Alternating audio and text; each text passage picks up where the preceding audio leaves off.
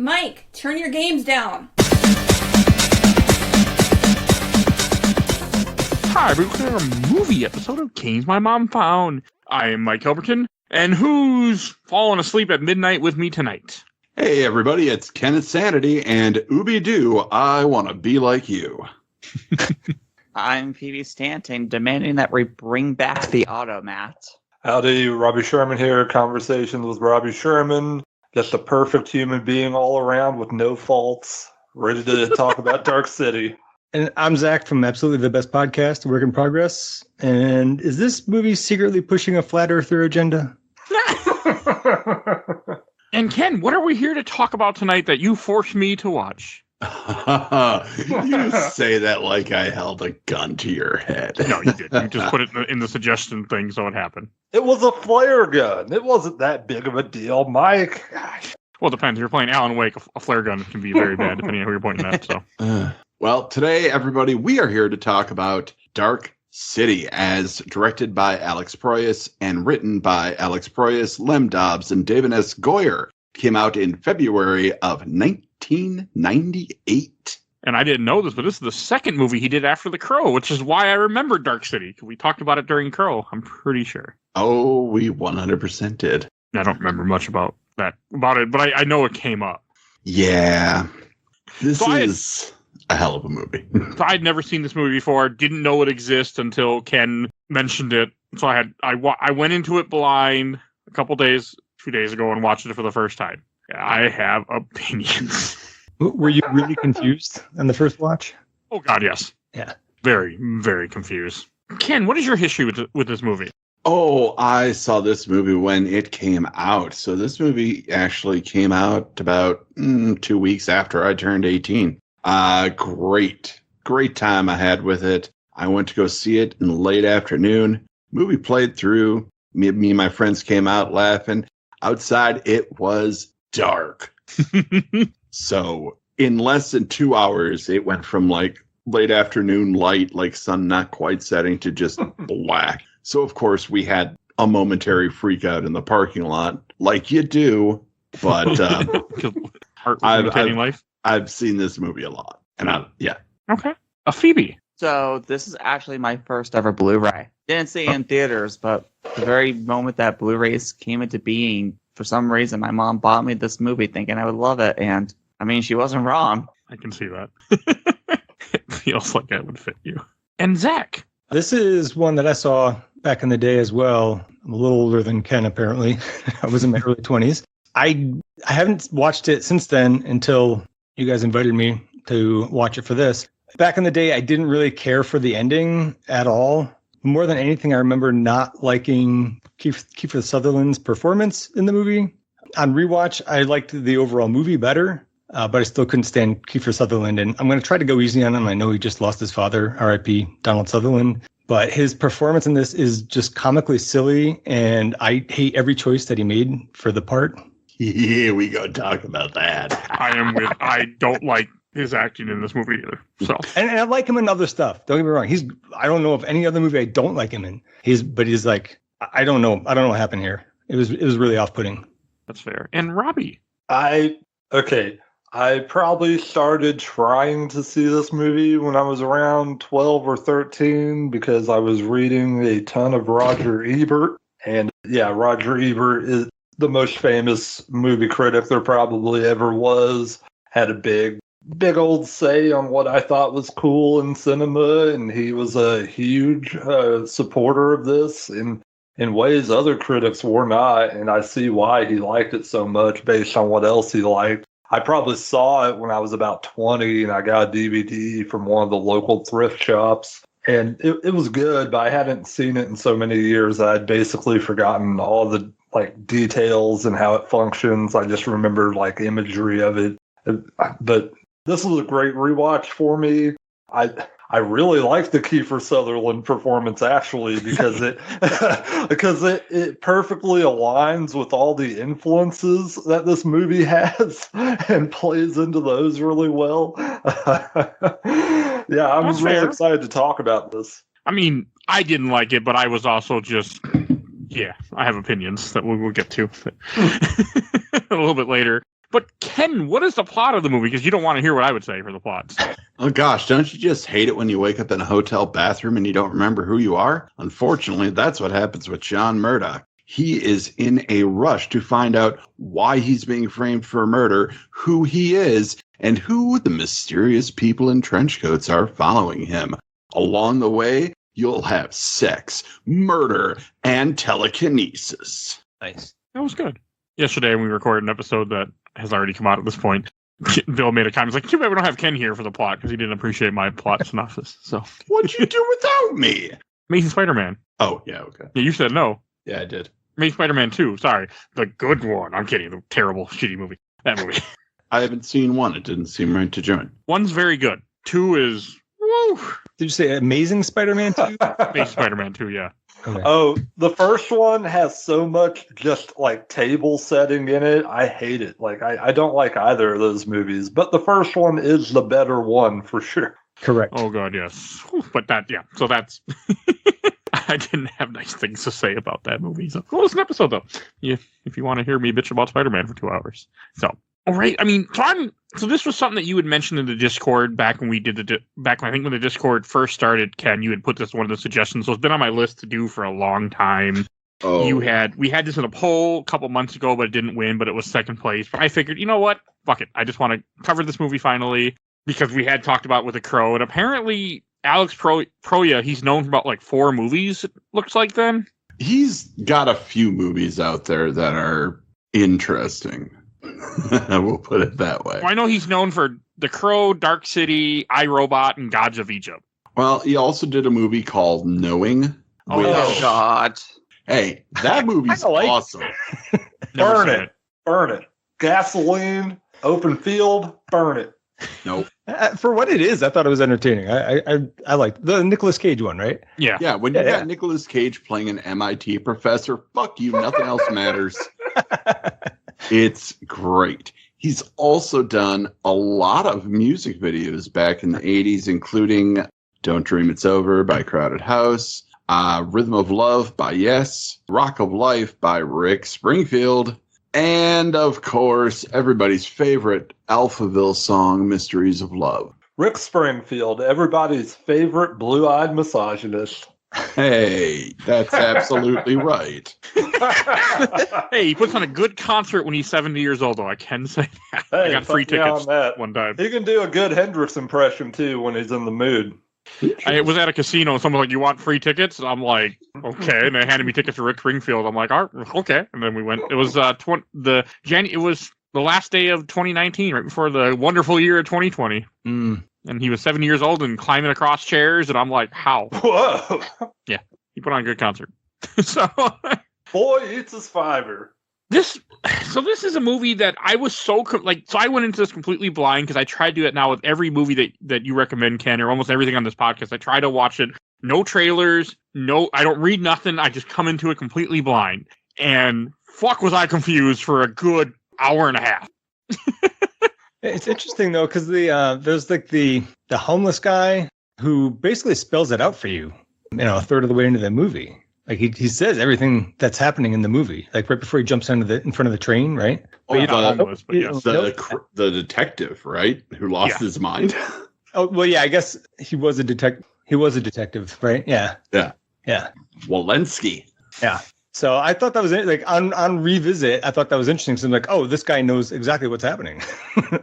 It's the kind of movie that you have to watch twice for it to make sense. Because then, like, when I was rewatching it before my Amazon rental said "fuck you" and took it away from me when I was 14 minutes away from the end, everything starts to kind of click when you're rewatching it. Like, the opening makes sense. Everything just starts like you understand the movie, and it's much better that way. Because I was bored out of my mind my first watching of this movie. Sorry, Ken. I would understand that. I mean, like I said, I didn't watch it since 1998 until last week, and I thought it was a terrible movie. And I watched it twice, once with the director's cut that Robbie had found. Thanks, Robbie. And just once with the theatrical cut. And I liked it better each time I watched it, to the point where I think it is a good movie. I do have problems with it, but I understand being bored by it the first time, because I really thought this was a bad movie. it's so different. And I think that's one of the things that I wasn't expecting when I went into this. Like, I saw the cast because I guess I also was a little, I have to add this, because originally my wife was like, okay, I had said, yeah, I want to join you.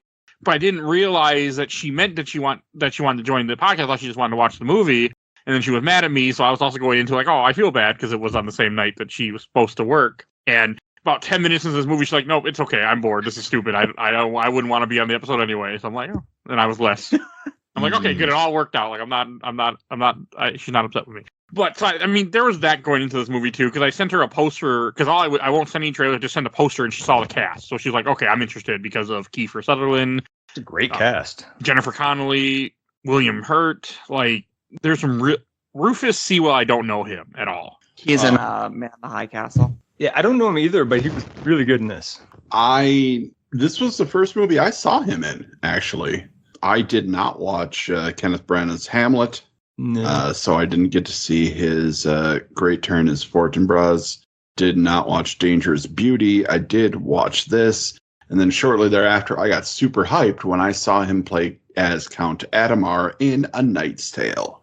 Oh yeah, that's a good movie. Yeah, I had no history with him at all. I had watched The Man in the High Castle at some point, but that was like bedtime viewing, and by the time we got to this episode, that's all out of my head. I need to watch that show, don't I? It's decent. I've heard it's good. I haven't seen it myself. I haven't either, but I know people have talked about it, and I know it's about Nazi stuff, and I'm a sucker for what ifs worlds of World War II changing. You would like that more than the one I mentioned in chat, A Scanner Darkly. I know A Scanner Darkly, unfortunately. Oh, you do? I've never seen it, but I know of it. Oh, okay. Not a bad movie. Not bad. Not a good one either, though. Well, I think it is good, but I don't think it's good for the reasons people want it to be. But no, I mean, it has an A-star cast for this movie. That was one of the things that got my attention right away. Like, I like Jennifer Connelly because, well, I watched Labyrinth way too many times in my life at this point because my wife loves the movie Labyrinth. And that is a great movie. You're watching that. Mm-hmm. So that's what got my interest right away when I saw she was in this movie. And like just the fact you also have her so early in this movie singing the Sway song, which is just fantastic opening to have her once you get there. Now, the interesting thing is, depending on which version you watched, you either heard her or you did not hear her. Oh, right. Oh. In the theatrical version, it is somebody else overdubbed the singing, but in the director's cut, you actually do hear Jennifer Connelly singing. I thought it sounded better in the director's cut. I think it fit the song and the environment better. Jennifer Connelly has kind of a husky nightclub voice when singing, so it was good. It was a good place for it. I don't like when they do that. You hired the actor or actress, just let them do their part. Like, just... Yeah, but like, you hired an actor. You didn't hire a singer. Yeah, I know. I mean, hey, look at Brie Larson and Scott Pilgrim vs. the World. And fucking she sings that song. I mean, I don't want to hear any version but Brie Larson. I mean, I love both. Okay, yeah, let me bring up another example of this. Like, Walk Hard, the Dewey Cox story has John C. Reilly doing every song, and it brings so much authenticity and power to it because they trained him to sing these songs properly. And I love her performance of the song. And I didn't watch the other version, but I can't imagine it's really any more of an improvement than what she already did. It's different. The voice is a little bit higher. I didn't even notice because I watched the theatrical cut, but that damn song just went in my head and I can't get it out. So.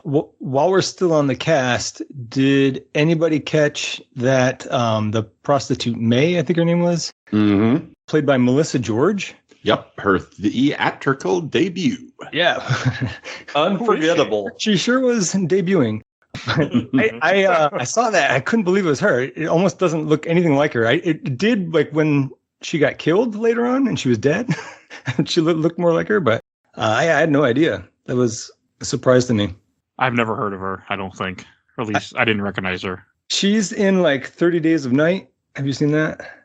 She's once? The lead. Good movie. Okay. Yeah, it's a good movie. She's a female Definitely. lead. And have any of you seen Triangle? I need to. love The Triangle. Fucking best, dude. It's so good. She's also on Mulholland Drive. Oh, yeah. Never seen that either. I know Triangle. Ken, is it you who posted that cover before? Or was it Joe? Somewhere I've seen that poster. I don't know. One of you people are trying to make me watch on that. horror movies. It's like a horror movie. It is. Yeah, it is, but it's more psychological. There's a time travel element to it. It's sci-fi really horror. good. It's really good. It's a psychological horror film on Wikipedia, but that cover just makes me not want to watch it. Oh, you should though. I mean, It suffers a little bit from being low budget, but the story is I can't say enough good things about it. It's one of my favorites. You got my attention. All right, sorry, we can go back to Dark City now. That happens. Okay, and then William Hurt is great in this movie, famous actor. I liked his character in this movie a lot, the inspector. Like that was one of the few things I was enjoying, was I enjoyed how his character evolves throughout the movie, starts questioning their reality and starts going along with Murdoch, who he thinks is a murderer. Like, I did like that. That had my attention. Yeah, agreed. Wow, I was upset with Kiefer Sutherland being just I do hate the way he freaking talks in this movie, and his eyes messed up. Like, everything was just bothering me. Okay, well, what is your problem with Kiefer Sutherland's performance? There's one scene near the end where he meets with John in like the bathhouse, whatever, and he totally drops it for like 3 minutes.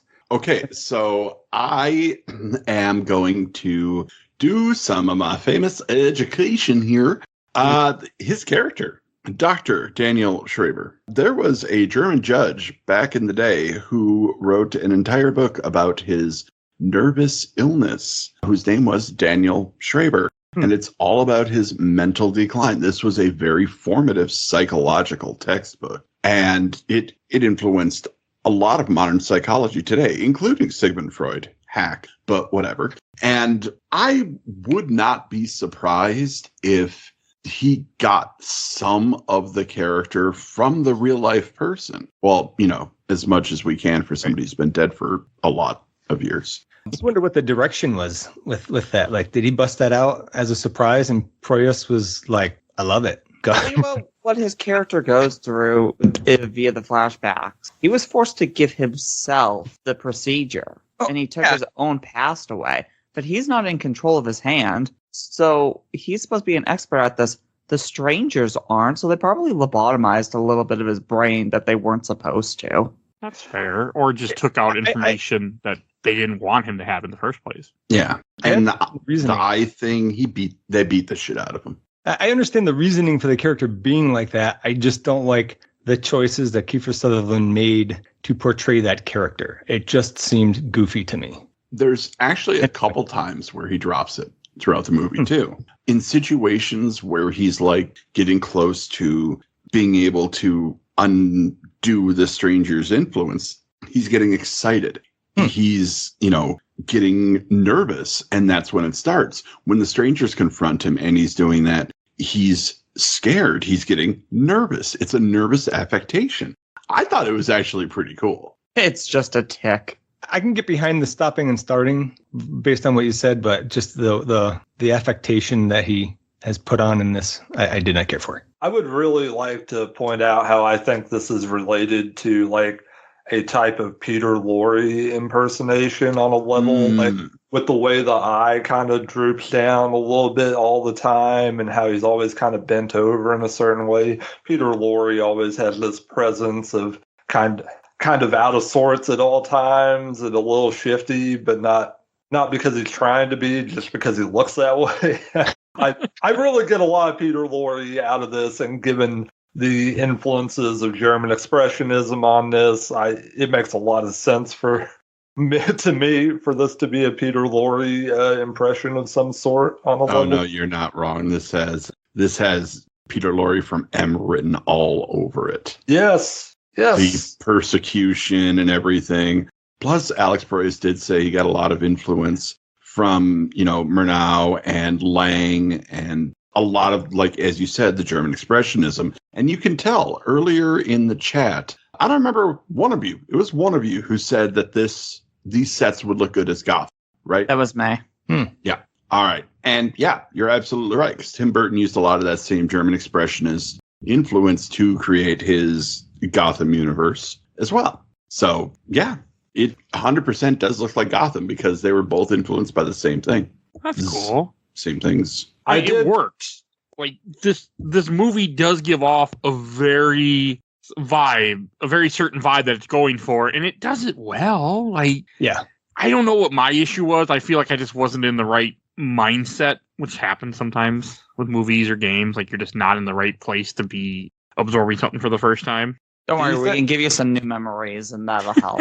Do you think it's a matter of characterization? Because we have almost like nothing but archetypes for a while. We have nothing but sketches for a while of who these people are or what they are supposed to be doing in the story and how it's functioning. Do you think that might be a problem? I think for me, it was the fact that I was so confused what was happening and didn't understand anything that I was watching, and I don't mind mystery stuff. Like, I like some mystery movies, but it wasn't enough to hold my attention. Like, when I first started watching the movie, I thought, okay, when you first introduce the strangers, I thought, okay, I know they're an alien because they told me in the opening credit roll, like, okay, like these are like the government of this of the city, but they're at the same time they're not, because people don't even know who they are. Like, I was just confused, and yes, I know the idea that you're supposed to be confused, that the movie's going to give you tidbits and clues, and you're going to start putting things together. But I just wasn't entertained enough at first,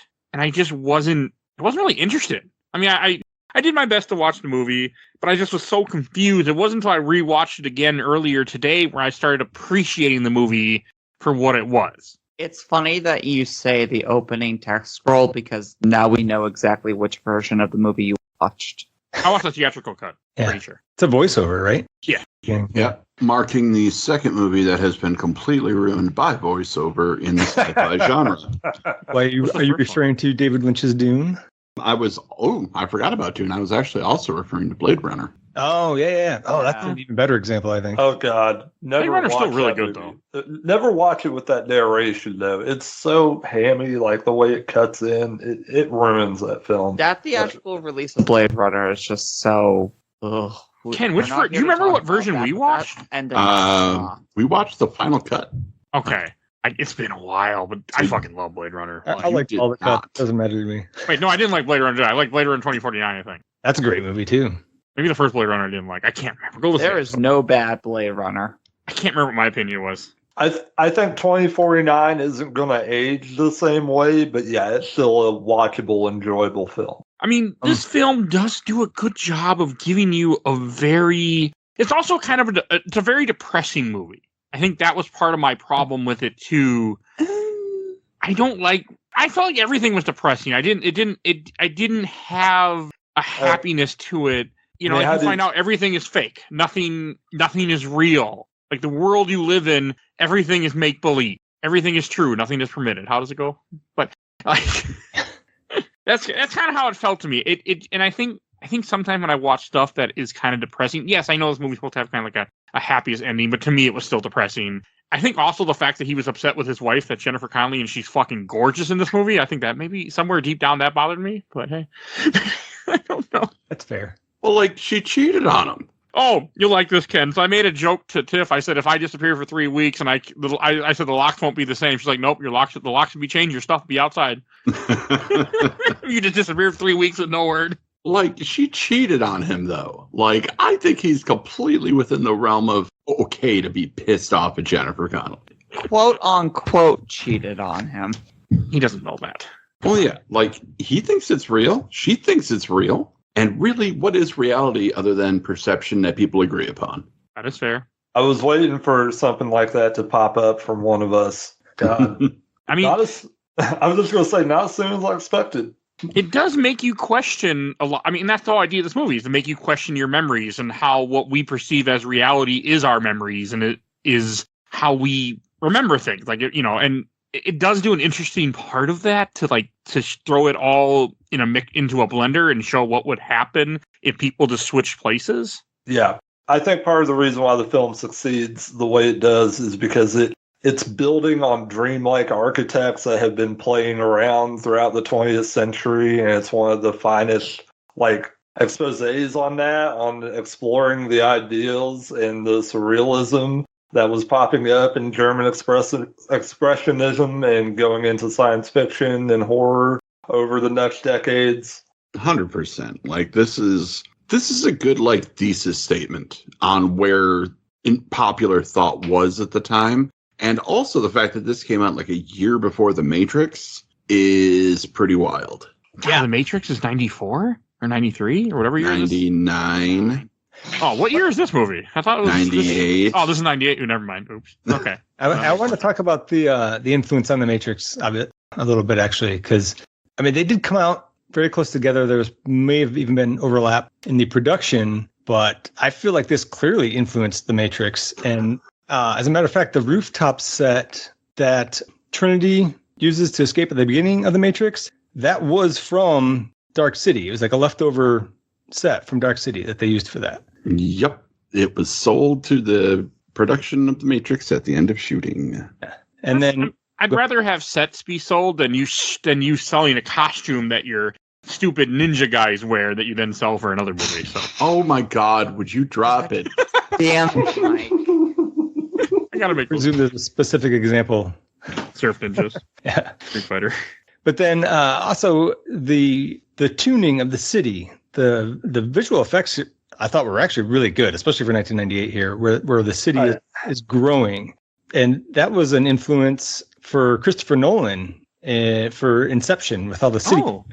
I didn't know how the hell they did all that in 1998. Yeah. It was 1998. How did they make that all look so seamless? And I think a lot of it has to do with how just dark and focused around black hues it all is. I think that helps them mask a lot of the tape. That probably went into doing that. It still looks fantastic. Agreed. After all this time. Yeah. How did you feel about your Blu-ray, Phoebe?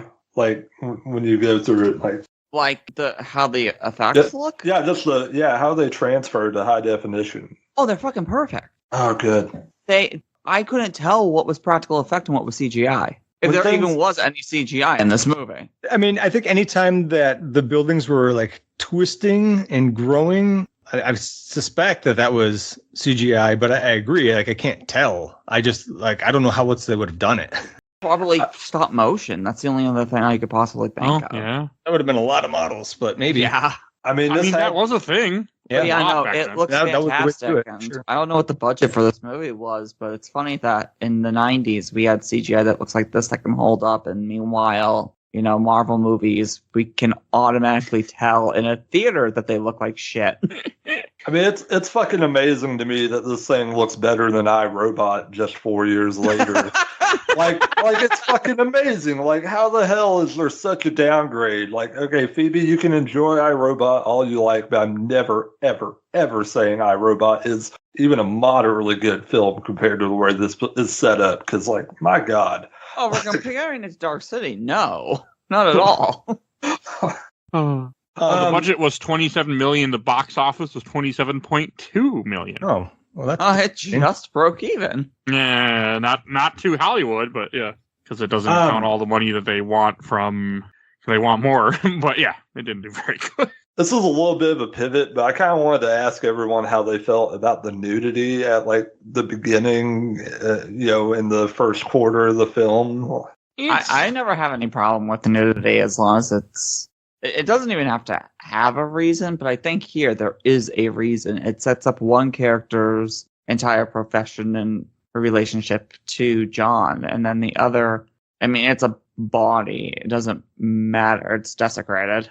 Yeah, and I think John's nudity is very purposeful on a cinematic level. I think that made sense. Because it completely disorients you as a viewer, and it puts you in his eyes, and it makes you wonder what you're not only you are going into as a viewer, but what his problems are as a person, and what you should think of him based on initial impressions. And I also think there's a certain bit of edge in having male nudity at the beginning of your film. It creates especially for 1998, it just creates an undertone that feels different from most things we get out of Hollywood, right? I think the male nudity for him fits the movie. Having one of the first things you see is his naked ass on the screen, I think fits. It also shows that very much of vulnerability and confusion that the character is going through. So I think that works well. I'm not when it comes to nudity in movies, I want it to have a purpose to why you have it there, not just be like, look, boobies, buy our movie. Like, I mean, it works for having two different, when you have the women that are killed, like, it fits what you're going for. It didn't bother me. It didn't feel over the top, gratuitous or anything like that. It's just kind of there, and I'm fine with it. Well, I was gonna say, if the strangers are trying to find what makes humans tick, they have to do every type of experiment, and that does include lust. So, of course, they're going to have a prostitute in the experiment. That's a good. Sure. Yeah, I didn't think about that, but yeah. I mean, plus, I feel like throughout history and throughout fiction, if you're gonna use someone that's supposed to be more where the cops aren't. I mean, I was looking, but not looking as hard, where someone's killed 5 different people, prostitutes or homeless are the ones that you're gonna go for. So I think that fits too. Because Very Jack the Ripper-like. Yeah, I mean, that's kind of what they were going for. And that fits the idea that it's a bunch of aliens that are looking at human culture and trying different experiments. It fits that, too. It was just I was just so confused. And I think that's one reason why I had such a bad taste in my mouth of this film during my whole first viewing. It wasn't until my second viewing today when I started to appreciate the movie for what it was, and I was irritated that Amazon Prime said no. So, but... May I ask, are you a fan of just noir conventions at all, Mike? Like, do you have a lot of interest in noir? Probably not, no. Unless Spider-Man's involved in it. Otherwise, no. Nice. Okay. I mean, maybe that's a part of your confusion, too, because I think a lot of the fun in noir tropes is finding out what the story is as the thing goes along without having a lot of details as a viewer. Some of the great noirs have very few details at the beginning of the film, or maybe they just have a little bit of narration giving you basic details, and then you have your archetypes play out how the story is going to go. Well, everything shows up at the beginning of the movie. Like, even the knife falling off of the table is the first sign of some sort of power. Yeah, but they're still abstract in that moment as a viewer. But you don't as the viewer, I didn't understand what the hell I was watching, so I was a little bit more put off. That's the point. I know, but I don't think I don't like that. I found out. I'm with you on this, I think, Mike, because I don't mind not knowing what's going on in the movie if it pays off in the end. And I still don't love the end of this movie. I mean, I guess I don't know if we want to talk about it, but I didn't think it paid off. Even on multiple rewatches, it's just like, okay, well, I know what's going on now. It's a little easier to enjoy the rest of the film. And for me, for a new movie now, if they're going to do that, I'm always worried that it's not going to pay off in the end, and oftentimes it does not. So I'm also realizing I've never really seen noir movies, so I'm looking because a lot of those seem to be, at least the list that I have seen during my minute of Googling, are all black and white movies. Sure, yeah, that's what a big well this is drawing from. I imagined if he could have gotten away with it, he might have tried to put this in black and white. It seems like it can lend itself really well to working in black and white. They say The Silence of the Lambs is a neo-noir movie. That doesn't seem accurate. That's probably a little bit of a stretch, I'd say. Like Jack Reacher is on here. I'm looking at a list and it says Nightcrawler and Shutter Island. I'm not sure about either one of those. I've seen both of those. No, those are not. Okay. No, Fuck man. this list. When I think of noir, I think of like the Maltese Falcon or a Mike Hammer film or something like that. Oh, Seven. Oh, okay. I would accept that enough. I haven't seen Seven in a long time, but I did like Seven when I saw it. it's a good movie. Yeah. So I think that was part of my issue, is just that I didn't approach this movie. Like, I just didn't approach this movie right. That's what I want to say. Like, I wasn't in the right mindset. I wasn't, as I said a little bit ago, like, I was kind of upset because my wife was upset with me. So that kind of turned me off a bit because I screwed up on scheduling. And it was just like little things like that. So I think I approached it wrong. And then when this movie was confusing me, I wasn't in the right mood to be confused. And I was just, it was a lot of different things. The only time I was really happy with the movie during my first viewing is when Jennifer Connelly was on the screen. Other than that, I was like, whatever. And she's just I'm like, okay. I just enjoyed her. I just like her as an actress. I realized. She doesn't really have a lot to work with in this film, but she does, what she needs to do, and it's good. Like, there's no problem there on her performance at all. I did like the part when at one point when she's sitting at the bench and the guy's like, the boat reminds me of a birthday cake. She's like, that's what my husband said when we first met. And it's like, you're not wondering what's going on, like something's wrong here. Oh, you mean when Riff Raff says it? Oh, that was a guy from Rocky Horror Picture Show, right? Yeah. Okay. And that movie's also on this podcast. Go check it out. So, have any of you sseen The City of Lost Children? Not yet. I have no idea what that is. So, this movie, it came out a few years before this, and it's one of my favorites. But the cinematography and like the coloring of this film reminds me so much of that. And for me, that made me like this a lot more. I think the first time I saw this movie, I hadn't seen City of Lost Children, actually. But that's a great movie. You should check that one out. But specifically, near the end of the movie here, Dark City, when they're in the rowboat rowing through the city in the water, I mean, that could have been straight out of City of Lost Children. That was a good scene. Yeah. I enjoyed that. I mean, there were things that I liked. Again, this is the kind of movie where I was very upset with it until I rewatched today, and it all started to make sense, and I started to appreciate the movie on my second watching, where the first time I did not appreciate anything about this movie. I was bored. I thought it was stupid. I was like, why am I watching this? But then when I rewatched it, everything starts clicking. Like the fact, like, I know Phoebe had brought up in the chat, he had a hotel and he talks to the guy and the guy's like, hey, you paid for 3 weeks and 3 weeks are up and this blah, blah, blah. And then and all of a sudden when he comes back a little bit later, it's a different guy, or no, somebody comes in and it's a different guy at the desk saying the exact same thing. You start to put together like what's happening a little bit. Like you don't really understand. Like you're like, okay, they replaced the guy because they put the other guy to sleep because he went in the room when he shouldn't have, but he's saying the same thing. And then and the second viewing, it made sense. I'm like, okay, now I get it. Because you see the first guy later. The hotel owner is now the newsstand guy. Yeah, like it's stuff that like I caught my first time, but it didn't really make sense to me, or like I just didn't appreciate it till my second watching of this film. I also enjoy the poor couple that ends up becoming a rich couple. That was amusing. Like I didn't understand the point of all the tuning that they were doing, or the fact that there's never any day, it's always night. So like people always think it's like 10 o'clock at night. What the hell is going on here? They just don't think about it. I really like that. It's an interesting thought how, nobody once questions that it's always night. Well, when your mind is all screwy and the memories are the only thing that you have. Yeah. This is the reality that I live in, and it's always been like that because you don't know anything else. Are they redoing the memories every single night?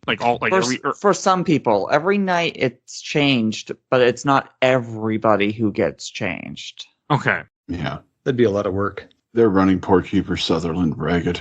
They're running their own people ragged. I mean, there's an entire assembly line underneath the city. Oh, okay. Is that the scene when they go 1 diary, 3 love letters? That's them setting up for the next night. Who's going to get changed? I did not catch that. Okay. And then later on, when we see the notebook that he made as a kid, and the first time we see it, it doesn't have anything in it. That's obviously like just their cracks showing in their like terrible assembly line they put together to manufacture memories. That was a good payoff for me. And then he himself puts the drawings in there because reality bending powers. Ooh. I didn't get any of that, like why he had the ability to do that. Because he was experimented upon. That's what the doctor had been doing to him. And I think it left him with, if I remember correctly, I watched this just a few hours ago. Yeah, he's basically a failed experiment they were trying to do, I think. And I think it left him with powers they didn't realize he had.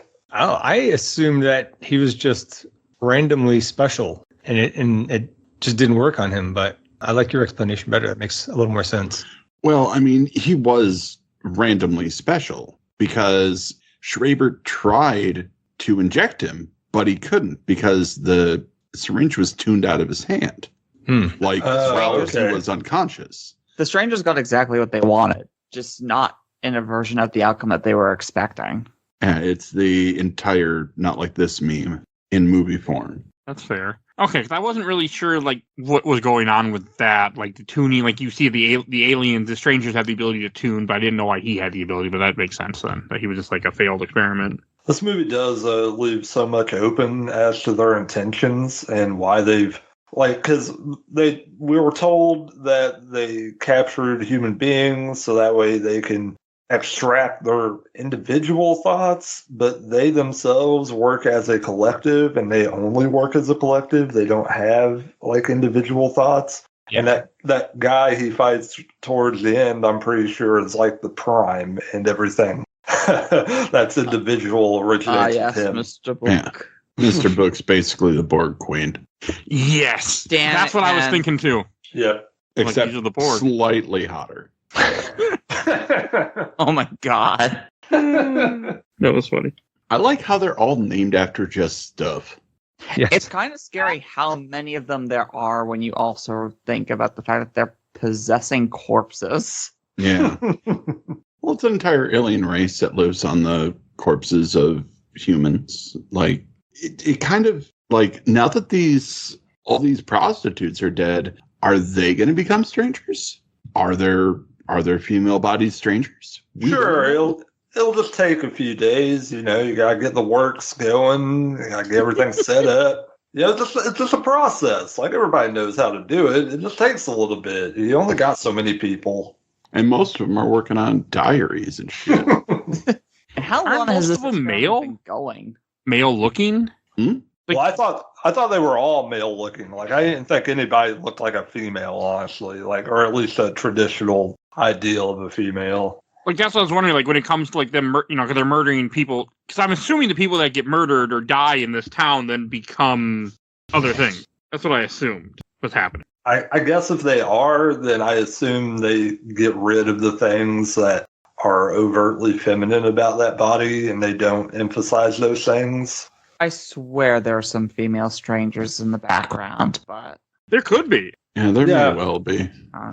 I just didn't catch it if there was. I mean, like, when you're all bound up like the Cenobites and you have no hair, it does get kind of difficult to tell.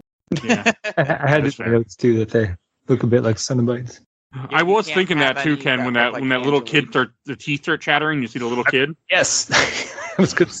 Yo, Yeah, the Mr. teeth- Sleep can get fucked. That little kid. Ooh.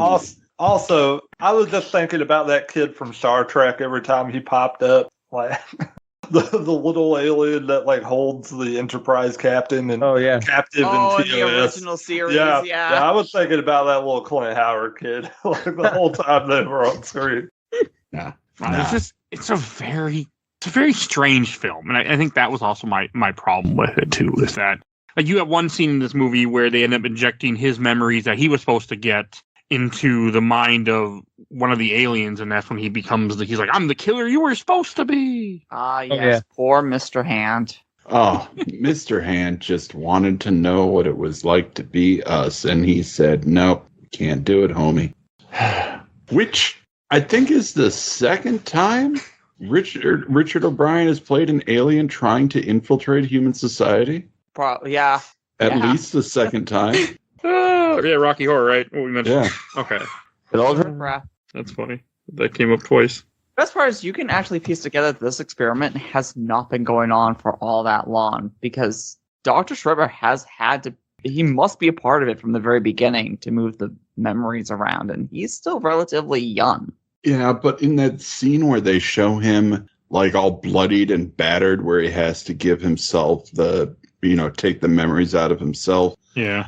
like, he does look substantially better, even though he just got the shit kicked out of him. So, like, it's probably been going on for like a minute. Yeah, but it's not been going on for multiple generations. No. It hasn't been hundreds of years on this ship. No, that's fair. It doesn't give off that feeling like that either. I don't know whose cat that was, but it seemed to agree with you. Hi, kitty. We have that a lot in this podcast. Somebody's cats are always screaming. Mine, Ken's, always somebody's. What cats like to do. God, you should have heard my cat earlier when I went out to feed her. I overslept and yeah, she was angry.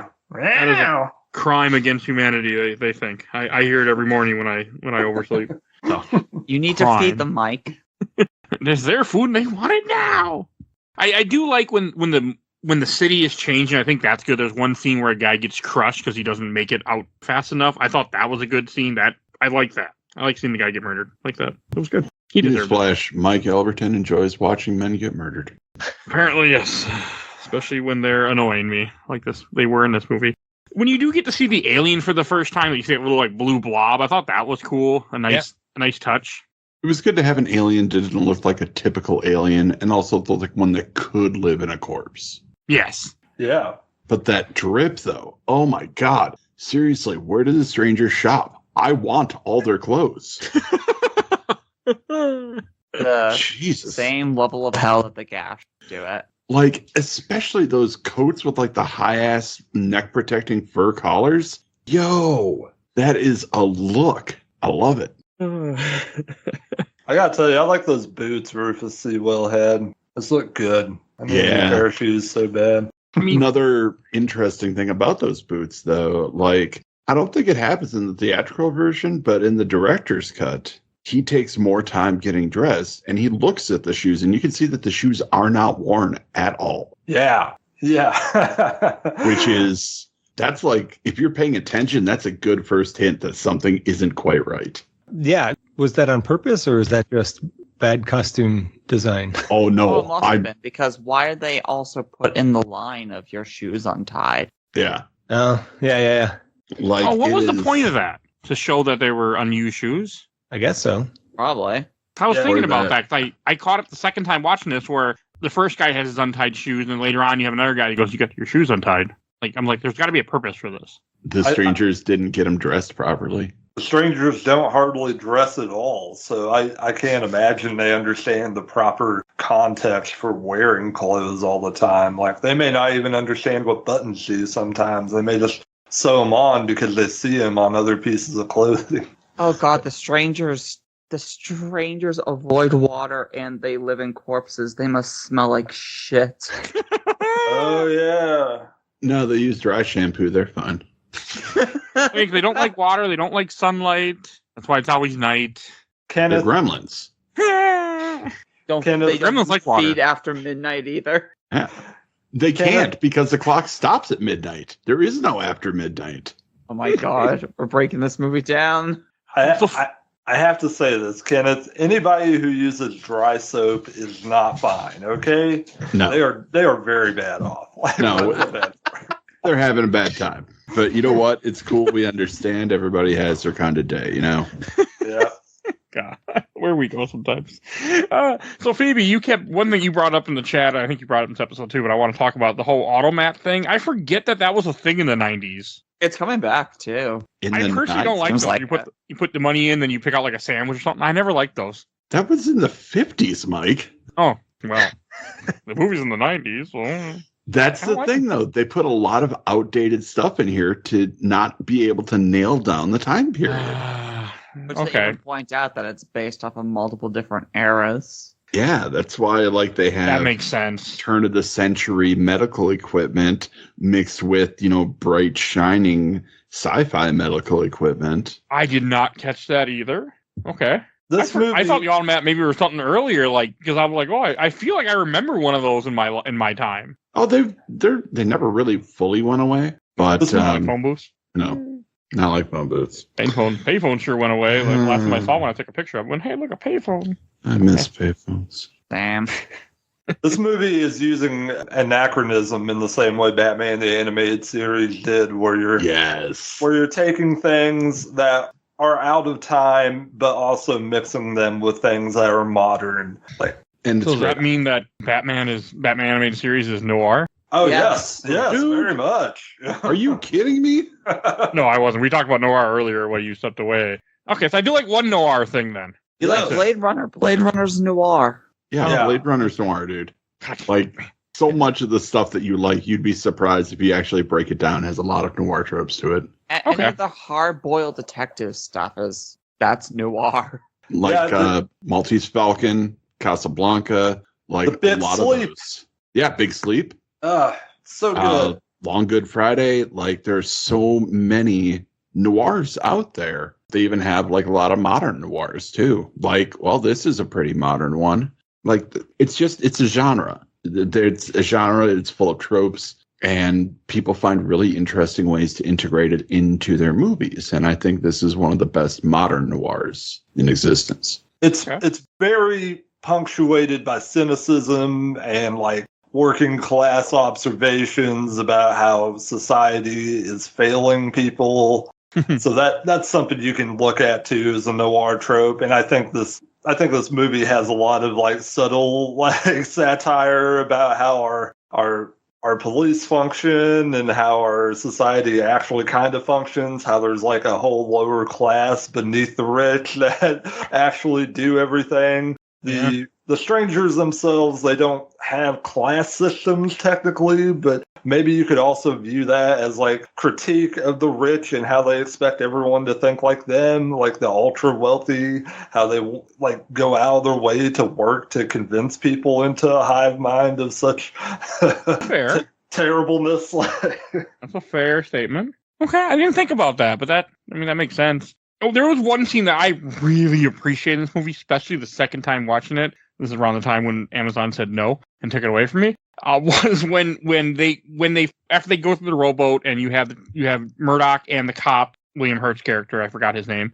And when they get to the wall and they both together start breaking down the brick wall, like Kiefer's like, no, stop it. Like, that is such a good scene where they're like, you guys like, fuck it, I'm working with you. Like, even though I thought you're a murderer and I think you're crazy, like, I'm helping you. And that was just, I don't know what it was, but that's such a good scene when they break the brick down and all of a sudden you just see space, even though they should be sucked out into space and die. But hey, like, it's really well done.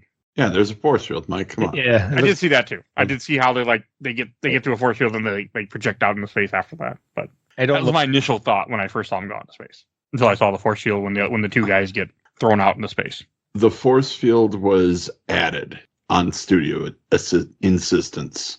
Oh, okay. I'm not surprised. Because they didn't think the audience would be smart enough to get that the stranger's power would extend outside of the city. Oh yeah, they could just tune a barrier, huh? Yeah. Is that not a force field? It is, but there wasn't originally a visual representation of it. I gotta say, I was really confused by that myself. Because like I just kept expecting them to get sucked out. Like if it's space and it's open space and they don't even have anything that suggests a force field, then I don't think it's there. And that's the problem with the force field idea to me. I kind of like the force field though because it gives it this sort of snow globe feel to it. Yeah. Mm-hmm. Cemetery Man. Yes. Oh, I'm gonna watch that movie tonight.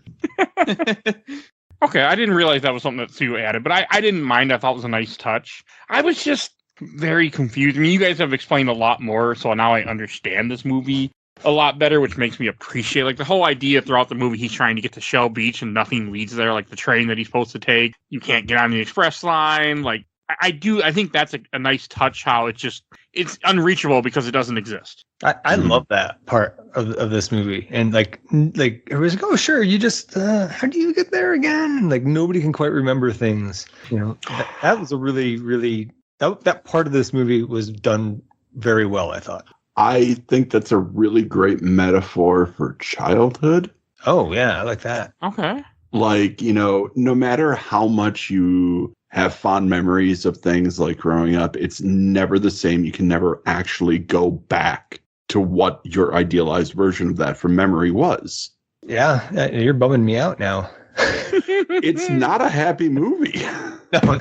But the end is hopeful. Hope is different than happy. And I'll take hope any day over a happy ending. I didn't see this that hopeful, I guess. I guess my question is, what happens now at the end? Is John Murdoch God?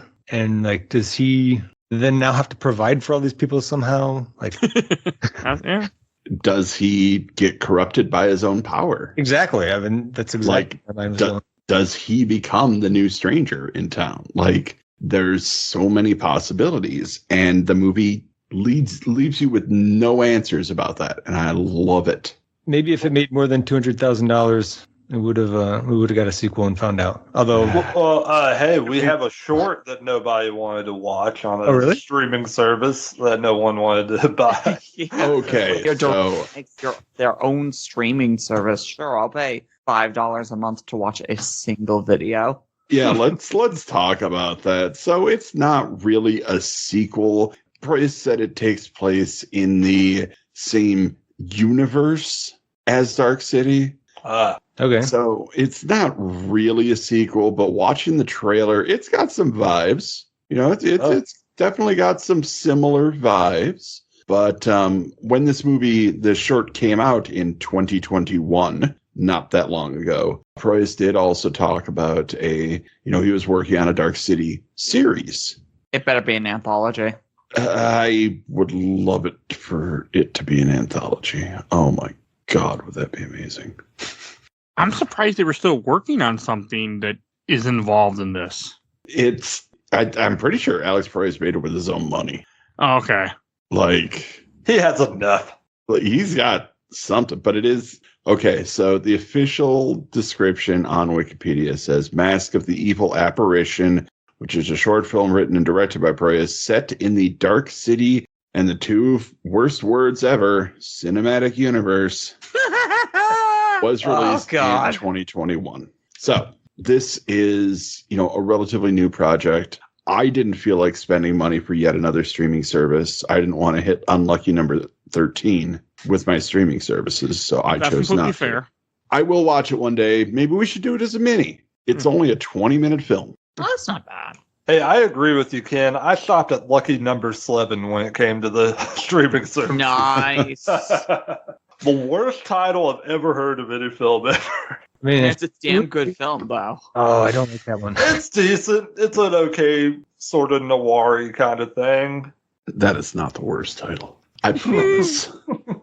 The Big Empty. Oh, it's like the ending of this movie after he gets captured. He ends up surrendering himself because they're going to kill. I do like that when they're like, I'm going to kill her, his wife. And he's like, she means nothing to me. She's not really my wife. But he's like, yes, but you still care because you remember that she's your wife, even though it's not real. But he does surrender, and then they're going to inject, I guess, their memories into his body. Was their plan? Yeah, they were going to make him a human part of the hive mind. Okay. Like that would give them the humanity that they needed to not go extinct. Which I don't understand at all. Yeah, that's just like they didn't know what they didn't know how to wrap that up. I don't get it either, and I love the hell out of this film, but I don't get it. Like, I don't think the strangers got it because they don't know what they're looking for, so they're throwing everything at the wall. And see, that's an interesting thing. I don't think they got it. I think they were putting all their eggs in the Murdoch basket, but the Murdoch basket's got a big fucking hole in the bottom, and your eggs are going to break. It's just not going to work because you had something that was meant for a human, and you put it in one for your own, and it fucked him up. Yes, it did. So, I don't think you thought this through. Listen, they might be gods, but they're not intelligent gods. I thought this was a Being John Malkovich situation where they were all going to, their collective mind was all going to be in him. And it's just Malkovich, one Malkovich? person. What's that? Malkovich? Yeah, exactly. Malkovich. But, I don't know. I think they were desperate. And when faced with extinction, yeah, you might be a little desperate. Call me crazy. Okay, if you're so damn desperate, then maybe you should calm down on all the crazy psychic powers and spending time making little trinkets for people that you don't know, and you're just completely rearranging every few days.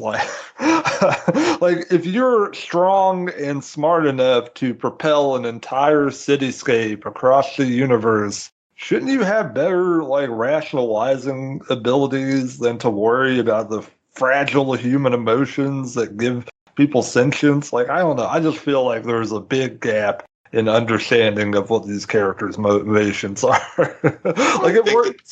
Go ahead. I think it's more than just the emotions. I think it's the spark of what makes people, you can say that, we're all just a bundle of neuroses and emotional overages and everything. But I mean, how do you define humanity? Is it the soul? What's the soul? And for Murdoch to point at his head, if you're looking for what, makes a human, you're not going to find it in here, and pointing at his head. I'm sitting at home screaming, yes, there's literally nowhere else that makes a human like you're talking about. It is that. It's not in your heart. Your heart doesn't think. Stop it. But but like, I don't know, this movie, every time I watch it, I walk away with a more profound liking of it because it makes me think. And you know how hard it is to have a movie that makes you think, especially after you've watched it so many times? Like, I walk away with different questions every time, and I love it. Maybe I need to watch it more frequently. I think that was my problem when I was in my early 20s. Like, I wanted answers out of this thing that it was not going to give me ever. And I don't think I was as well equipped. I don't think I had as much experience in noir and other such things to enjoy it on that level. And then German Expressionism as well. I think those little cinematic cues helped me really appreciate it this go around a lot better. I think when I was in my early 20s, I was expecting a little bit more Akira in the mix of it. I'd probably read that somewhere along the line. And I actually think like what can be construed as influence from Akira or other such extremely potent, almost superhero-like abilities these characters sometimes makes it seem a little silly on a certain level. Oh, 100%. Like, it's high-quality cheese. Like, it's a nice Wensleydale or aged Camembert. This isn't Kraft Singles, but it's still cheese. Like, you got aliens taking over corpses. It's not high art. No, that is a fair statement. I mean, I think in its actual execution, it does become high art of a sort. Oh, it does. But the framing device is not. The framing devices are all like just like insanely outdated genre conventions, like to a degree that it almost comes off as just weirdly silly. Like it has no bearing in like reality that we see nowadays a lot of the time. Well, that's fair. I think that's what makes this movie charming too at times, is the fact that it's just so out there. Like, you just have doors appear out of nowhere because they're tuning things, and it makes no fucking sense at first. I think the worst piece of dialogue is when you have that like poor couple and they're just making the most obvious marital jabs at each other. And then later on, when you see them talking, they're now the rich couple. I just wish those two people had something more behind their characterization than that. And I think that's in little moments like that is where you see sort of the hollow points of their genre intrusions and their genre means. Like, it just feels a little like cut off from there. And I wish like they could have given those people some more humanity beyond genre tropes. Well, it's the strangers that are doing the experiment. They're not humans, so True. They probably only know about us via books and movies and stuff, which is all tropey. Okay, that adds a lot of layers, because if that's the case, then they're looking off of stuff from like the honeymooners and things like that. They're getting their interactions from media that is oftentimes very cruel. And see, we never learn where they get that from. We don't know if, they somehow extracted these things from the people when they were first captured, or where the strangers first came in contact with them. And like, if they just pulled everything, not wiped everybody, but like pulled everything, chemically distilled their memories down to certain things, and just came up with the most basic versions that maybe over time have started to degrade into just simple characterizations. Like, there's a lot of interesting possibilities that never get answered.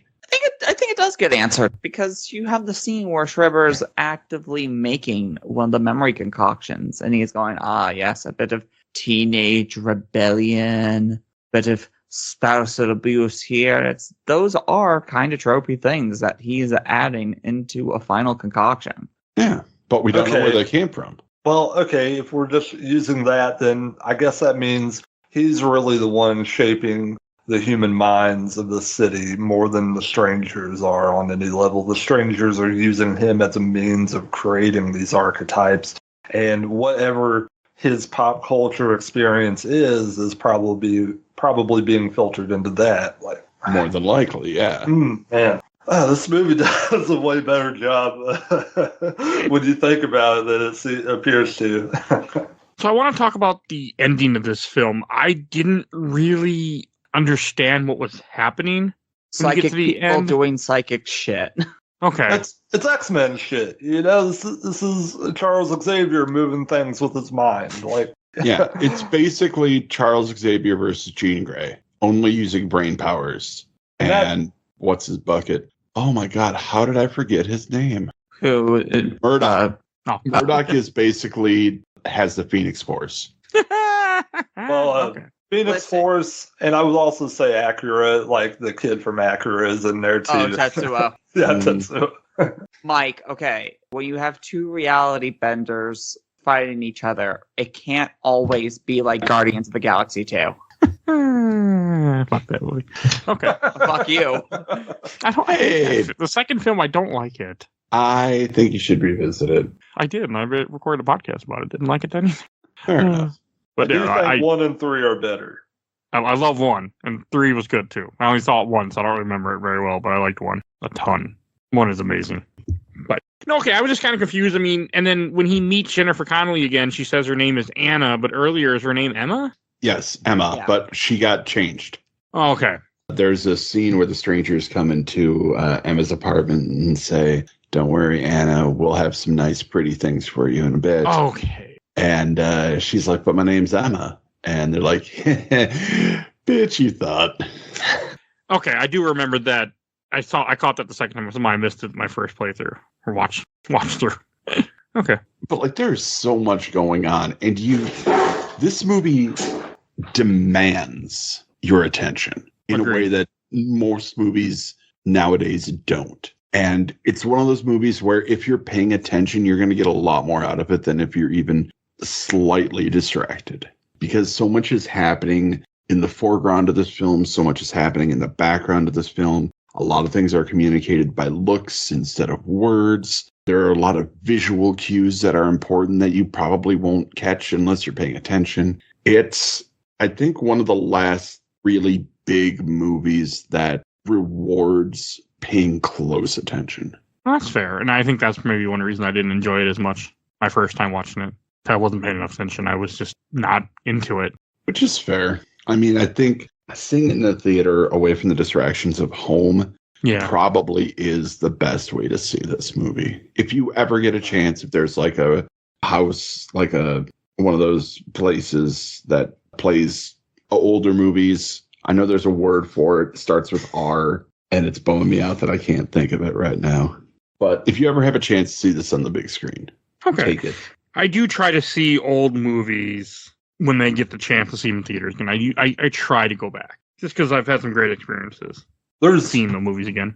There's only one movie I can think like that's come out in the past few years that would probably rival this for ambition. And it hasn't come out yet. It's coming out soon, but I'm not even excited by it because I'm not a big Francis Ford Coppola fan. Yeah. But Megalopolis is going to be a crazy big like sci-fi epic, like a very obtuse sci-fi That looks epic. so interesting. But God, I don't want to support that guy.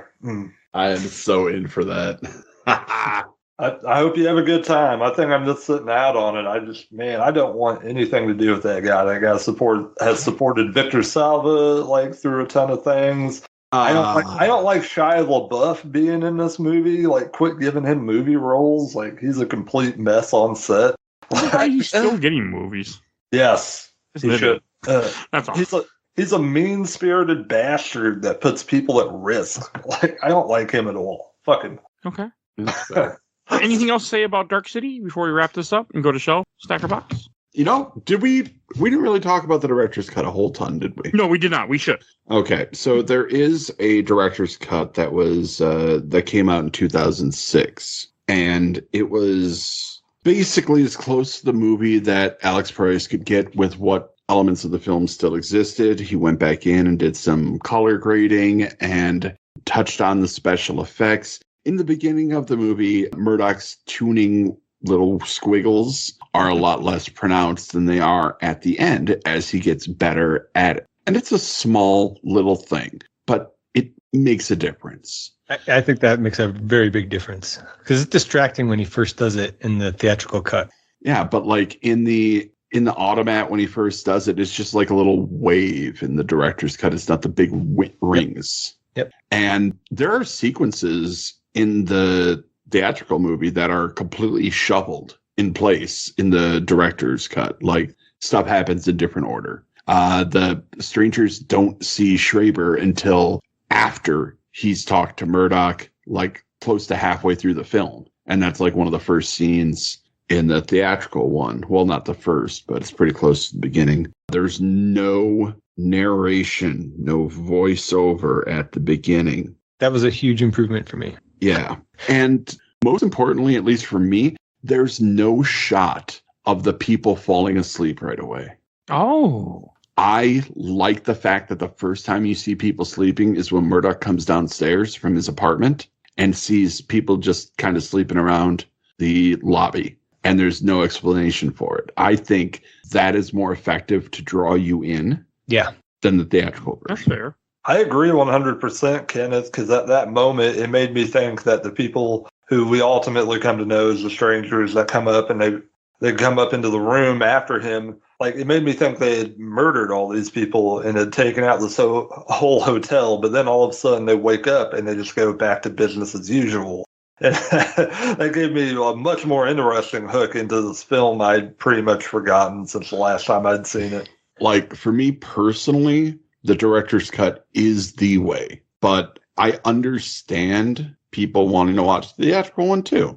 I wanted to say one thing about the lack of a voiceover at the beginning of the director's cut.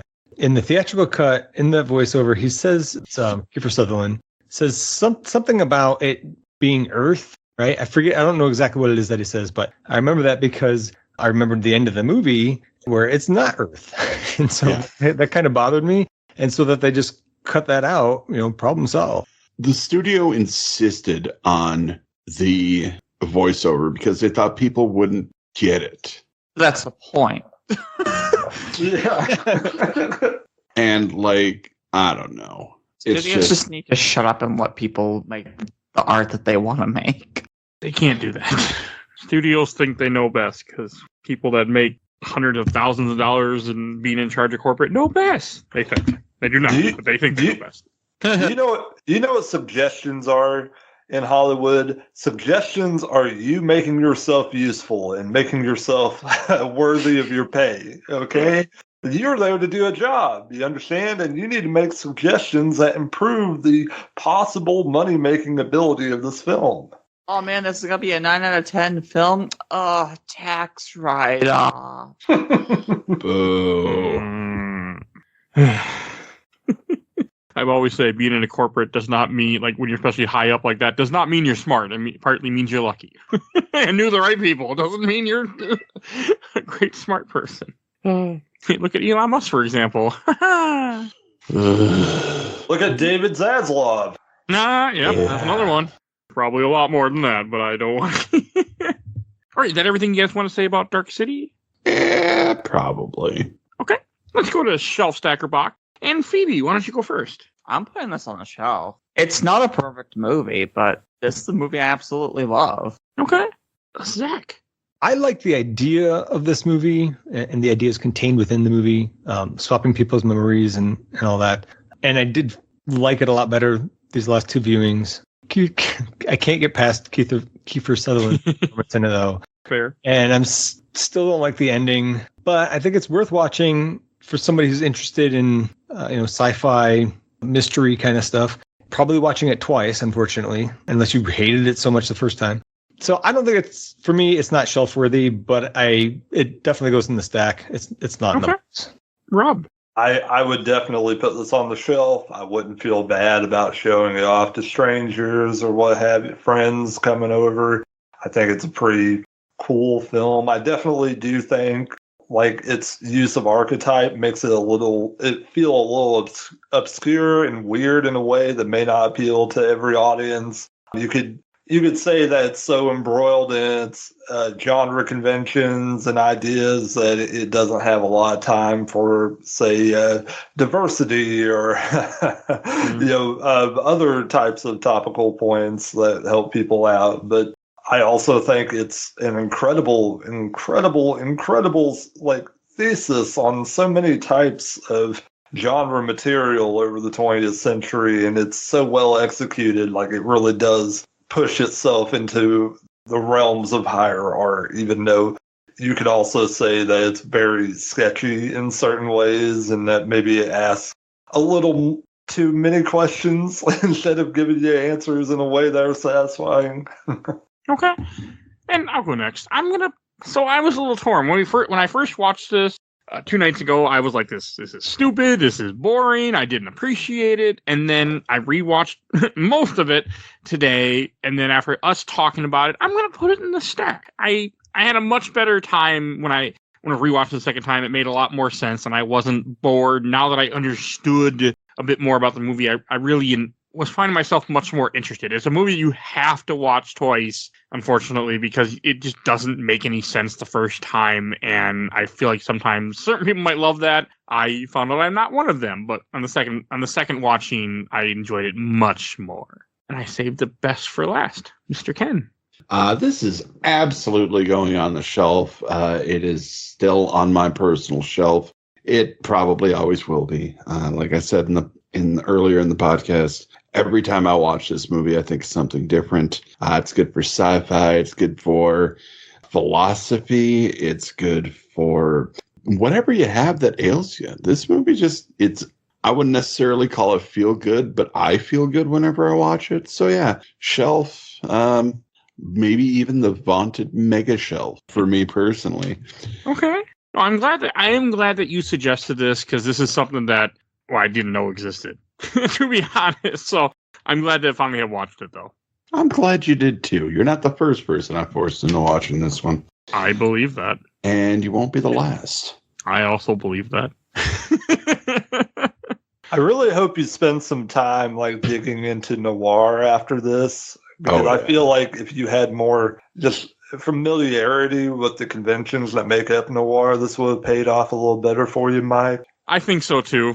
Oh, I should have done that for the Patreon. I did movies that started with D. I should have put Double Indemnity on there. Oh, God damn. You completely lost out. That's all right.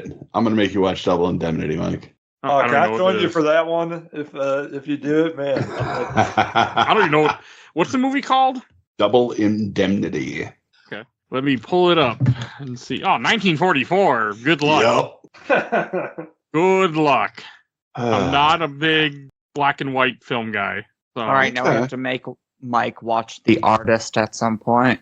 I don't know what that is either. It's a black and white film. Oh. Made in 2010. Oh, 2011. Okay. What about 2012? What about the original Invasion of the Body Snatchers? That's a good black and white film. Yes. On the Waterfront. Fantastic movie. I will agree. Oh, I got a noir for you, Mike. Kiss Me Deadly. Just one of the most cynical movies you're ever going to see in your life.